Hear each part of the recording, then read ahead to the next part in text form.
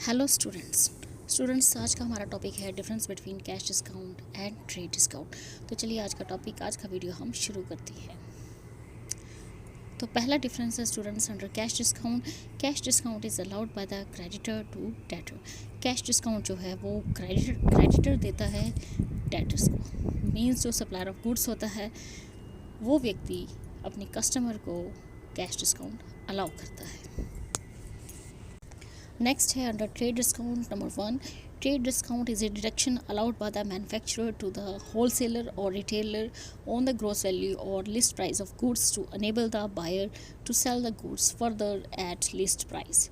तो trade discount जो है एक तरह से हमारी डिडक्शन है, ऐसा डिस्काउंट है जो कि मैन्युफैक्चरर देता है होलसेलर को या रिटेलर को टोटल वैल्यू ऑफ गुड्स पे या लिस्ट प्राइस ऑफ गुड्स पे, ताकि जो बायर है वो आगे इन गुड्स को लीस्ट प्राइस पर बेच सके।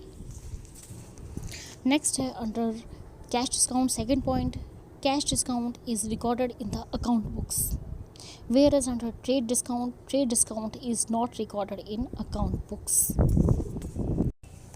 तो इस तरह से कैश डिस्काउंट जब अलाउ किया जाता है तो उसका प्रॉपर रिकॉर्डिंग किया जाता है अकाउंट बुक्स में, वेयर एज जो ट्रेड डिस्काउंट है जब वो अलाउ किया जाता है तो वो डायरेक्टली डिडक्ट कर दिया जाता है और इसकी किसी तरह की कोई रिकॉर्डिंग अकाउंट बुक्स में नहीं की जाती है। नेक्स्ट है third point under cash discount is conditional because cash discount is enjoyed if payment is made with in the period.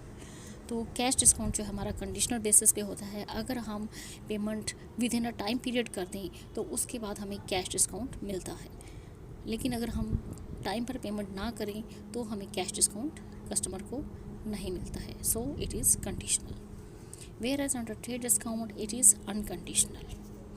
Trade discount चाहे आप टाइम पर पेमेंट करें या ना करें, इट इज़ अनकंडीशनल, ये आपको मिलता ही है। नेक्स्ट है fourth point under cash discount no question of returning the cash. तो कैश डिस्काउंट के अंडर किसी भी तरह का कोई रिटर्निंग द कैश क्वेश्चन नहीं अराइज होता है, whereas under trade discount it is deducted from any goods return. लेकिन ट्रेड डिस्काउंट के अंडर ये डायरेक्टली डिडक्ट कर दिया जाता है जो भी गुड्स हम वापस करते हैं। नेक्स्ट है fifth point under cash discount, rate of cash discount is almost same in all kinds of trade. तो जो रेट है कैश डिस्काउंट का वो मोस्टली सेम रहता है all kinds of trade, whereas under trade discount the rate of trade discount differs from business to business. लेकिन जो trade discount का रेट है, रेट ऑफ ट्रेड डिस्काउंट है, वो अलग अलग रहता है बिजनेस टू बिजनेस। नेक्स्ट है six point under cash discount it is reduction in the amount due by the creditor if the account is cleared within the stipulated period.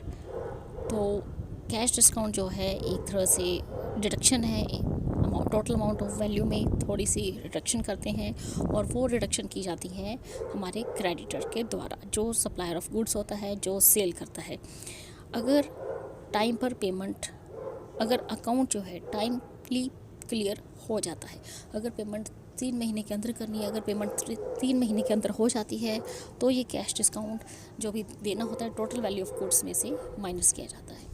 Where as under trade discount it is adjusted in the invoice and is not subjected to the time of payment. लेकिन जो हमारा trade discount है ये invoice में adjust किया जाता है और कोई कंडीशन नहीं है इसकी, is not subjected to the time of payment. तो इस तरह से ट्रेड डिस्काउंट जो है बिल में ही एडजस्ट कर लिया जाता है और it is not subjected to the time of payment और इसके लिए कोई टाइम लिमिट नहीं होती है। नेक्स्ट है seventh point under cash discount it is an incentive for prompt discharge of the debit with in the specified period. तो cash discount जो है हमारे लिए एक तरह से अगर हमने जल्दी पेमेंट कर दी है तो एक तरह से हमारे लिए इंसेंटिव होता है। अगर हमने टाइम पीरियड के अंदर, जो भी टाइम पीरियड 3 मंथ्स 2 मंथ्स या 1 मंथ था, अगर उस टाइम पीरियड के अंदर हमने पेमेंट कर दी है तो ये कैश डिस्काउंट हमें as a incentive for prompt payment from prompt discharge of the debit के लिए दिया जाता है। Whereas under trade discount, the object of trade discount is to enable the retailer to make profit even he sells at catalog price। लेकिन जो trade discount का objective है वो होता है कि हम रिटेलर को थोड़ा सा अनेबल कर दे कि वो इसमें से कुछ प्रॉफिट कमा सके। फिर चाहे वो आगे ही सेल्स एट कैटलॉग प्राइस, फिर चाहे वो आगे सामान को कैटलॉग प्राइस पर ही बेचे। तो ये इसका ऑब्जेक्टिव होता है ट्रेड डिस्काउंट का, कि वो रिटेलर को कुछ बेनिफिट इस तरह से दे कि रिटेलर इसमें से कुछ प्रॉफिट बना सके, फिर चाहे आगे वही रिटेलर इसे कैटलॉग प्राइस पर बेच सके। तो स्टूडेंट्स, ये था हमारा आज का टॉपिक। इस वीडियो में इतना ही। अगर आप हमारे चैनल पर नहीं हैं तो प्लीज़ हमारे चैनल को सब्सक्राइब कीजिए और साथ ही हमारे वीडियो को ज़्यादा से ज़्यादा लाइक, शेयर एंड कमेंट कीजिए। Thank you, thanks for watching.